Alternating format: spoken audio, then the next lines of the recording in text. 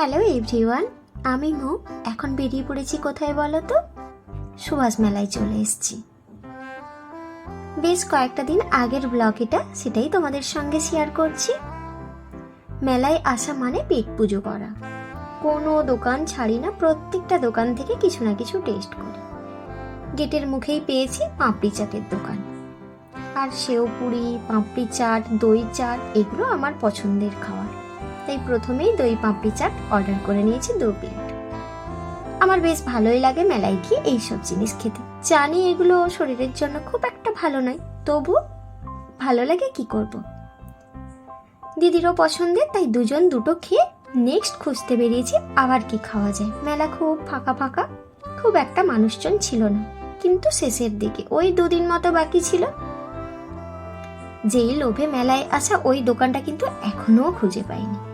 ডুগুকে নিয়ে এলে না, ও খুব চাপতো, কিন্তু আসার কোনো তো প্ল্যানিং ছিল না। তাই ডুগু টিউশন যাওয়ার পর হঠাৎ করেই দিদির সঙ্গে প্ল্যানিং করে বেরিয়ে আসা। ও আবার এই গাড়িটায় চাপতে খুব ভালোবাসে। নেক্সট কোনোদিন ডুগুকে নিয়ে আসবো ভেবেছিলাম, তার ভেতরেই ডুগু শরীর খারাপ বাঁধিয়ে বসলো। যাকে কয়েকদিন পরে অন্য কোথাও নিয়ে যাব। এই তো এখন পুজো পার্বণের সিজন আসছে, কিছু না কিছু চলতেই থাকবে।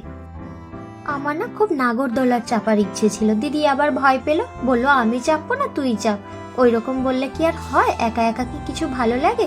যাকে সোজা চলে এলাম ফ্লাওয়ারের দোকানে। ফ্লাওয়ারগুলো কি ভালো লাগছিল, কিন্তু যা দাম বলছিল, এর থেকে বাবা নাই কেনেই ভালো, কলকাতার মার্কেট থেকে আনবো।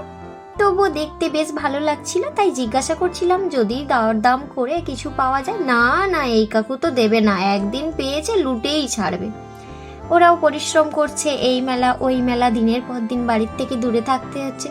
ওদেরও আর দোষ কি, ওটাও তো ওদের বিজনেস। যাকে ঠিক আছে, আমার পোষায়নি, তাই আমরা কোনো কিছুই না নিয়ে দাম জিজ্ঞাসা করে সোজা বেরিয়ে এলাম। এখানে এসে দেখি কি সুন্দর সুন্দর হাতের কাজ, কি সুন্দর সুন্দর জিনিস দেখে না বেশ ভালোই লাগলো। আর কাকুর ব্যবহার খুব ভালো, আর রিজনেবল দাম। তাই ভাবলাম কিছু একটা নিই। এটা ওটা দেখতে দেখতে না অনেক কিছুই ভালো লেগেছে। চলো দেখতে থাকো কি কি নিলাম। 2 বোন অনেক কিছু আলোচনা করার পর যেটা খুব প্রয়োজনে সেটাই নেওয়া হলো। নেওয়ার ভিতর এই ব্যাঙ্গেল রাখার স্ট্যান্ডটা দিদির খুব পছন্দ হয়েছে, পার্লারে রাখবে। মডেলদের সাজানোর জন্য এক গুচ্ছ করে সবসময় ব্যাঙ্গেল কিনতে থাকে। তাই ভাবলাম তোর যখন ভালোই লেগেছে, আর দামটা খুবই কম বললো, 120। বললাম না, এটা একদমই ঠিকঠাক দাম, তো নেওয়াই যাক। দিদির তো পছন্দ মতো সবকিছু কিনতে আছে, আমার আর কিছু পছন্দ হচ্ছে না। পছন্দ যদি হচ্ছে, মাথার ভেতর একটা জিনিসই ভাবছি, এটাকে নিয়ে ইউজ করব না ফেলে রাখবো। পয়সা ওয়েস্ট করাটাও তো উচিত নয়। এইটা দেখে বেশ ভালো লাগলো, হিরোইন হিরোইন ফিল হচ্ছিল। হাওয়া হাওয়াই করে নিলাম একটু। ঠান্ডার সময় যদি পাখার বাতাস গায়ে যায় তাহলে কেমন ছ্যাঁকাটা লাগে ভাবো। আমারও ঠিক তাই হচ্ছিল। দিদি আবার গাছে তুলছিল, নিবি না কি রে, আমি তোকে কিনে দিবি। বললাম থাক থাক, নেওয়ার হলে এতক্ষণে আমি নিয়েই নিতাম। আমার এটা ভিডিওর জন্য আমি ক্লিপ নিলাম। বেশ ভালো পাখাটা, অনেক দিন পরে না এরকম পাখা দেখতে পেলাম। সচরাচর এখন আর এই পাখাগুলো পাওয়া যায় না।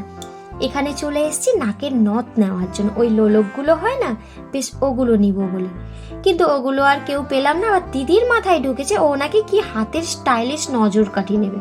যাকে এখন ফ্যাশনে কত কিছু উঠছে, যে যা ট্রেনিংয়ে চলবে ওটা তো কিনতেই হবে আর পড়তেই হবে। সব মেয়েদেরই তো একই সমস্যা, ট্রেন্ডিংয়ে যা উঠবে তাই পড়তেই হবে, কিনতেই হবে, খেতেই হবে। মাস্ট চাই বাড়িতে ওই জিনিসটা, ইউজ করি আর না করি। আমিও কিন্তু অন্য কারোর দলে নই, ওই একই দলে আছি। ঝুমকোগুলো না খুব ভালো লাগছিল, কিন্তু নিইনি। ওই যে পরা হয় না, যেটা কিনতে এসছিলাম না, ওটাই পেলাম না। প্রত্যেক বছর সুভাষ মেলাতে গত 2 বছর ধরে আমি না কাঁচের গ্লাস, কাঁচের বাটি, তারপর চীনামাটির সব কিছু ভালো ভালো ডিজাইনের না পাওয়া যায়। বড় দোকান বসে, এখান থেকে নিয়ে যাই, না হলে গান্ধী মেলা থেকে কিনি। এবছর না ওই দোকান আর পেলাম না। একটা দোকান তো বসেছিল ছোট মোটো, খুব একটা নতুনত্ব কিছু দেখতে পাইনি, তাই আর নিলাম না। প্রায় মেলা ঘুরে শেষ করে ফেলেছি, খিদে পেয়ে গেছে। সোজা চলে এসেছি ভুট্টার দোকানে। একটা ভুট্টা দুজনের হয়ে যাবে। ভুট্টার কাকুকে বললাম একটু গরম গরম দিন। কাকু দিল একদম বরফের মতো ঠান্ডা, না টেস্ট আছে না কিছু। বললাম, শুনলো না। ঠিক আছে, নিয়েই যখন ফেলেছি খেতে তো হবে। একবার ভেবে দেখলাম কাকু আমাদের একটু কাঁপুনি দেওয়ার জন্য ঠান্ডা খাবার দিয়েছে।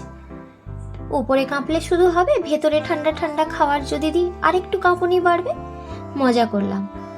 আমরা দুজন কিন্তু ভালোবাসা কোথাও কমাই না, দু বোন হিসেবে যেখানেই থাকি একই জিনিস করি, তাই আমাদের ভালোবাসায় নজর লাগে। চলো দেখি এবার যাই চটপটির দোকানে। চটপটি কিন্তু আমার পছন্দের নয়, আমার বরের পছন্দের। আমার বর ভীষণ খেতে ভালোবাসে, ওর কাছ থেকেই শেখা। তাই ভাবলাম ও নেই তো কি হয়েছে, ওর হয়ে আমি একটু টেস্ট করে নিই। চটপটির টেস্টটা খুব একটা খারাপ ছিল না, খুব জল জলে ছিল, না হলে ঠিকঠাক ছিল বলতে গেলে। মোটামুটি ওটা খাওয়ার পর ভাবছি এবার কি টেস্ট করা যায়, কি বাকি থেকে গেল। যাই, এবার একটা নতুন দোকান পেলাম, আমার দেখা প্রথম ছানার কেক, পুরী স্পেশাল। মনে হলো এবার মনে হয় পুরীতে পৌঁছে গেছি। যাই দেখি কেমন ছানার কেক, এটা খেয়ে ঠকি কি হয় তোমাদের সাথে শেয়ার করছি। দেখে বেশ না ভালোই লাগছিল। কাকুকে আগেই জিজ্ঞাসা করে নিয়েছি খেতে কেমন, কাকু বলেছে খুব ভালো। তাই ভাবলাম কাকুর কথাই বিশ্বাস করা যাক। প্রথম যখন দেখলাম আর দেখে তো খুব ভালো ফিল হচ্ছিল, মনে হচ্ছিল যে না মোটামুটি ঠিকঠাক হবে। এই একটা 10 টাকা নিয়েছে, তাই ভাবলাম একটু টেস্ট করে নি। খেয়ে দেখলাম বেশ ভালো, তো খুব একটা খারাপ নয়, খাওয়া যেতেই পারে। এতক্ষণে নতুন কিছু ট্রাই করলাম। ওই ফাস্ট ফুডের বড় দোকানে কিন্তু এবার আর খেতে যাইনি, কারণ ওই সব তো সব সময় আমরা রেস্টুরেন্টে পাই, কি দরকার। ও বাবা, সে খেতে খেতে বললো যে তুই আর একটা নে। 10 টাকা বললাম, আমি তো ভুলেই গেছিলাম, 10 টাকা নয়, এই এক কাপ নিয়েছে 20 টাকা।